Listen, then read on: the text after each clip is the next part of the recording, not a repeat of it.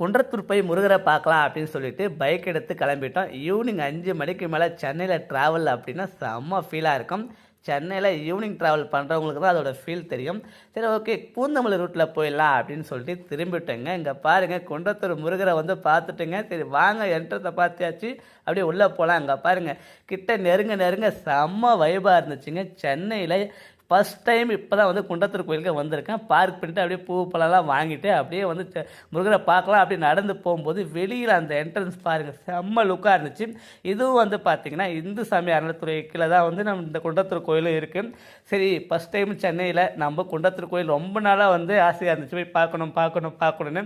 என்னன்னு தெரியல, இன்றைக்கி அவரே நம்மளை கூப்பிட்ட மாதிரியே ஒரு ஃபீலு, செம்ம ஃபீலாக இருந்துச்சு.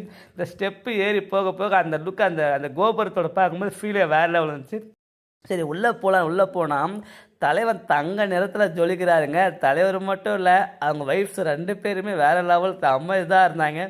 இங்கே பாருங்கள், எப்படி அலங்காரம் பண்ணி எவ்வளோ க்யூட்டாக ரெடி பண்ணியிருக்காங்க. சரி, ஓகே, நம்மளும் இவ்வளோ தொலை வந்துட்டான், அப்படியே அவங்க கூட சேர்ந்து ஒரு போட்டோ எடுத்துப்போம். அப்படியே அவங்க வள்ளி தேவையான கூட சேர்ந்து ஒரு போட்டோ எடுத்துப்போம். நம்ம அப்படியே ஒரு போட்டோ எடுத்துகிட்டு அப்படியே ஒரு ரவுண்ட் அடிச்சுட்டு, சரி ஓவராக பசிக்குது முருகனை பார்த்தோன்னே, சரி சாப்பிட்ருவோம் அப்படின்னு சாப்பிட்டு, ஓகேப்பா டைம் ஆயிடுச்சு, வீட்டுக்கு போனோம், கிளம்புறேன் அப்படின்னு சொல்லிட்டு முருகருக்கு ஒரு பாயை சொல்லிவிட்டு அப்படியே கிளம்பி வந்தாச்சு. ஃபைனலாக கச்சேரியோட இந்த குன்றத்தூர் இது